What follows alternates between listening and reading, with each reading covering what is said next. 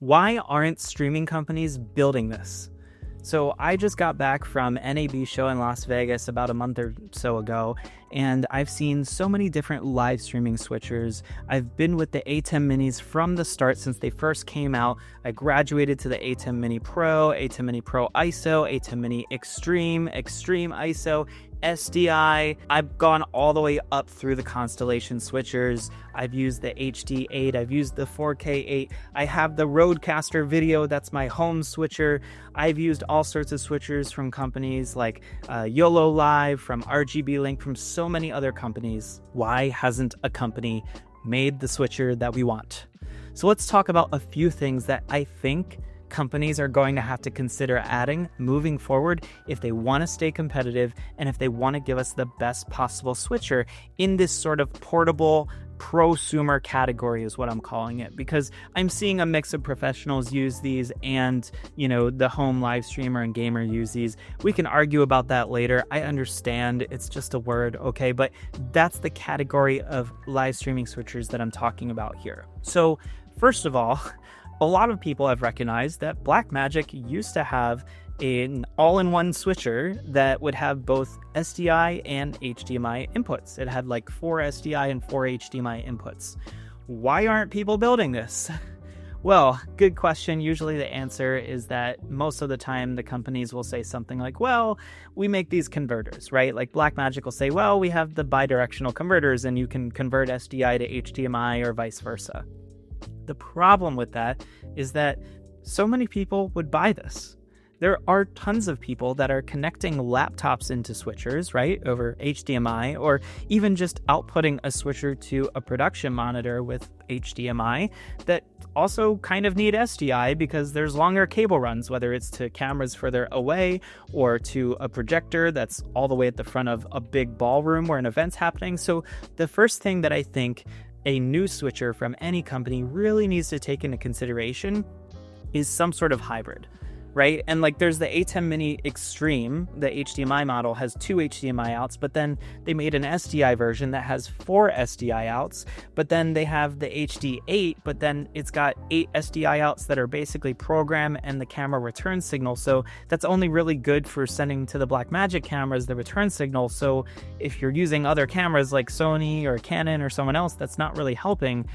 You see the dilemma, right? So there's an input and output issue that's going on here. And I think that in order to move forward, we need to see a company that's either, one, going to jump up a notch, right? Go somewhere in the neighborhood of, say, 10 to 12 inputs just to have it there, with a mixture of HDMI and SDI. Or I think we need to find a company that can somehow almost make something that's interchangeable in a sense. Like maybe they can create, I guess like an IO card, right? Like in a computer, you go and plug in a new graphics card in a PC. Why can't we have these like interchangeable cards where maybe the unit itself, the control surface, has these two options? Because I know for me, like I would totally consider that if there was an option to have all SDI or like a hybrid option where it's half HDMI, half SDI. Something like that could be interesting. I don't know. Let me know about your thoughts on that down below. But I think the first thing they have to do is they have to either consider a few more inputs or some sort of hybrid mixture of inputs where we can have the best of both worlds. And I will be the first to tell you that probably out of the last 200 live streams I've done, on an average stream, I'm at least bringing in 2 HDMI connections. It's usually PowerPoint slides full screen, and then PowerPoint slides notes so that people can see and read their notes off of a confidence monitor. And typically all I'm doing is feeding those computers into a decimator or a bidirectional converter, converting them to SDI and bringing it into my switcher. But that now means that I have to have 2 more converters on my tabletop, 2 more converters that need power, 2 more additional cables that need to run, right? Because it's computer, HDMI, converter, SDI to my switcher. And this is a massive pain, and I'm really hoping that this is a pain point that Blackmagic and many other companies are thinking about moving forward, and we'll try to find a better way for us to do this without having to buy another converter, right? We shouldn't have to spend more money to do the thing that we need to do most often, which is use devices that are both HDMI and SDI. So that's the first piece. The second piece I want to bring to play here is I think that whatever new device we have needs to have some more control surface touch capability. I think that the Rodecaster Video was a really good start into that arena. Like, we have this kind of small touch screen on the Rodecaster Video, and we don't have that on any of the A10 minis or Extreme models, so we don't have that really on any A10. There's the LCD screen on the control panels and on the bigger, like HD8 and 4K8, but we don't have that on any of the small switchers. I think having some sort of touch panel that gives us a little more access to things would make a whole lot more sense. I think we need to find a better way for people to be able to type in or get in a streaming key without having to plug in a computer just to connect to a device, only to be able to do everything else on the device. I think having other settings that are quickly accessible is really useful, and that's why I like the Rodecaster Video. I keep pointing to it because it's like right down here in front of me, but that's what I like the most about the Rodecaster Video is like I can see my audio levels bouncing around on the unit itself.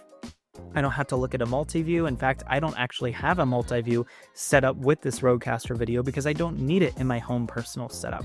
So I like being able to see those audio levels. There's, a settings option right there that I can go into, and I can dial in a few settings. I can change up transitions. All of this can be done from the touchscreen. So I think we need to consider some sort of better screen options on the upcoming switchers, whatever comes out next. Should it be a larger screen so that we can actually see a full multi-view? I would probably value that. It's probably got to be at least somewhere in the neighborhood of 10 to 12 inches though, because you need to be able to see everything properly. So yes, if you're with a smaller switcher and it's like 4 inputs, okay, smaller screen, I get it. I've seen that on a lot of the other companies and what they're doing. They're putting little like 3.5 to 5 inch screens on their switchers. I understand it, but I think if you want to make it useful and actually, reasonable to navigate menus and stuff, like a lot of people have fat fingers, I think you have to go larger. So I think bare minimum, we've got to look at somewhere in the neighborhood of a 7 to 10 inch touchscreen on these things. I don't want the whole thing to be touchscreen because I want to have that physical tactile response of switching. So I know that I've pressed the button and it's going to change cameras. But I would be curious to see what type of options we could get here. Maybe even an add-on, right? Like I'm looking at the Rodecaster Video and I'm almost like, man, if I had like, I don't know, a 12 or 15 inch portable touchscreen monitor that could go with it and like snap into place and just have them together, I could practically have like a digital stream deck of sorts to help me where like I can switch, but then I can also go into my touchscreen and like manage my graphics and pick my lower thirds and this and that. Like, I think it would be such an interesting way to navigate the switcher by enabling people to do more from the switcher itself and not have to just connect a laptop and go into the Rode Central software or go into the ATEM software control. Having more flexibility within a touchscreen or some sort of menu system, I think should also happen next. Third, I think that companies moving forward need to find a better way of bringing in virtual guests. We are still doing tons of hybrid workflows. I've been bringing in people on Microsoft Teams and on Zoom and bringing them into live events so that they can be seen in the room and routed to projector screens or TVs. And I think it's going to be really important to find a really optimal way for people to do this without it being a massive pain. What could this look like? Perhaps some sort of backend where we can generate a link for each unique live stream and send that out to our guests to join in. If you watch my YouTube channel, that I'm a fan of Riverside FM, and that allows us to create a recording studio, generate a link, send it to people, they join in on the room, and we can record them. I think that would be a fantastic way of just making it work, where anybody can go in on a browser, enable their webcam control, enable audio, and they can just virtually join, and building that sort of auto mix minus into it so that you can bring their feed in, they can hear everything else but themselves. Like, I think the company that makes that without having to integrate Zoom or Teams or some other outside platform, I think they're gonna win. Like, if Riverside had a baby tomorrow with like Rode or Blackmagic, they could make some seriously cool stuff to bring in virtual presenters in a very easy fashion into an event. And so that I could have a full screen presenter that I can cut away to, or someone that I can put side by side with one of my camera feeds of someone speaking in the room. Like, think of this like a news broadcast, right? It's like, here's our New York correspondent and here's our California correspondent, and they're on the other side of the country, but you see them side by side. That's something we can do with a super source, right? With the ATEM or with scenes in the Rodecaster video, but I still have to set up all of that back end of like having them on a Zoom call and feeding something back into the Zoom call and taking the Zoom call and bringing it into the switcher and making sure this person can hear that person. It's a whole setup, and it's really hard to do if you haven't done it before. And I think more and more people are going to want to be able to do this hybrid workflow. So I think that's the third thing that anyone who wants to win in the switcher space, I think they need to do that next. Fourth, I think we need to look into something like NDI. Being able to bring in video signals over a network saves a lot of trouble. If I could just run Ethernet cabling to either a stage box at the front of the room, which could output to my TV screens or projectors or monitors or whatever, it would be really wild to be able to do that. Now, I know this is kind of what 2110 was for when Blackmagic released their 2110 3x3 boxes. It was 3 camera signals going one way and 3 camera signals going the opposite direction over one Ethernet cable, which is really, really convenient. But we don't really have a full standard across the board that everybody's adopted.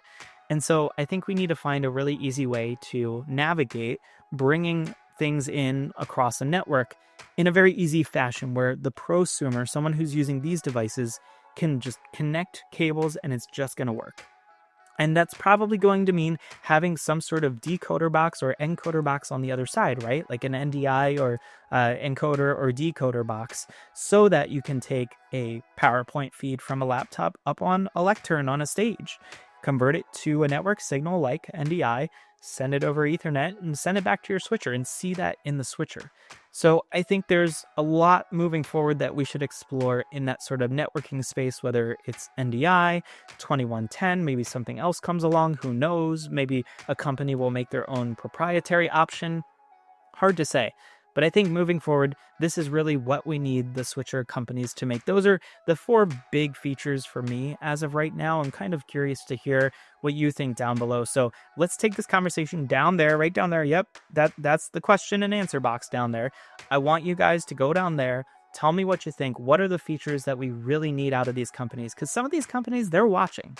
They're watching this video, they're watching the comments section. They know that there are features that they need to build into these devices. So let's talk about it. And I'll see you down below. Until next time.